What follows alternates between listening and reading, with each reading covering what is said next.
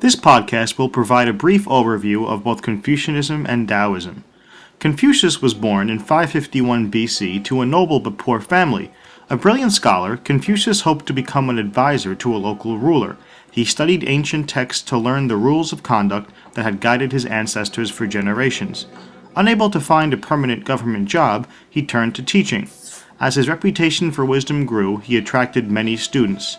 Like two other thinkers from around the same time, Siddhartha Gautama in India and Socrates in Greece, Confucius never wrote down any of his ideas. Rather, his students collected many of his sayings in a collection of works called the Analects. Here you've been seeing pictures of Confucius in various forms of drawings and statues. And here's an image of the Analects recorded on stone tablets from the period of ancient China. Confucius believed in each relationship there was a superior person and an inferior person. The superior person was to care for their inferiors and set a good example. The inferior person owed loyalty and obedience to the superior person. Here in The Karate Kid, Mr. Miyagi on the left is clearly the superior person in the relationship, and Daniel-san on the right is clearly the inferior person, if you've seen the movie. Confucius valued order in society. He determined if each person knew their place in 5 key relationships, order would exist in society. These 5 key relationships are listed here. The first is ruler to subjects. The second is parent to child. The third is husband to wife. The fourth is elder brother to younger brother. And the fifth is friend to friend. Friend to friend is the only relationship of the 5 that is equal. All the rest are unequal. Taoism was founded by Lao Tzu, or Old Master, and he lived during the time of Confucius and the Buddha. He has been credited with writing Tao Te Ching, or The Way of Virtue, a book that has had enormous influence on Chinese life. Taoists follow the Tao, or the way of the universe. They reject the unnatural parts of society, such as government and laws. These Taoist monks live in a monastery, and again reject these unnatural parts of society. Taoists strive to be like water. Water yields to anything in its path, and it can take the shape of any container in which it is placed. If a rock is present in front of the water will go around it or to the side. It yields all the time. While the water may seem weak, if given enough time, the water can cut away at the hardest of rocks. Taoists believe that while they should yield, inside they can be just as strong as water.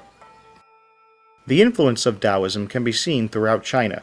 There are many buildings placed in beautiful natural settings, and there are many gardens available for people to view and enjoy the natural surroundings. Here are just a few images of these natural gardens and settings people enjoy all throughout China.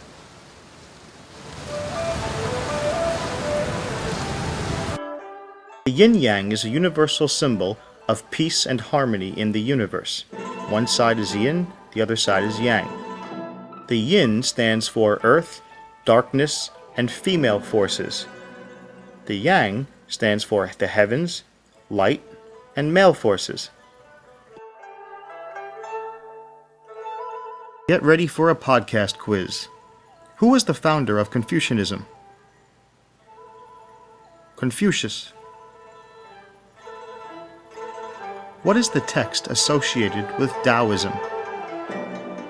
Tao Te Ching. True or false, Confucius, Lao Tzu, and the Buddha lived during the same time period? True. Which of the 5 key relationships is different from the others?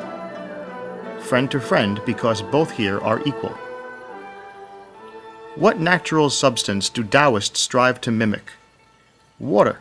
Be like water. Which belief system in this podcast believes the government are the cause of many problems? Taoism. According to Confucius, correct social behavior would bring about order and stability.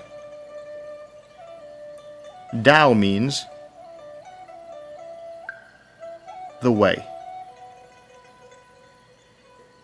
Which belief system would say, just go with the flow? Taoism. What symbol represents balance and harmony in the universe? That would be the yin-yang. What does the yin represent? Earth, darkness, and female forces. What does the yang represent? Heaven, light, and male forces. Keep studying, and thanks for watching.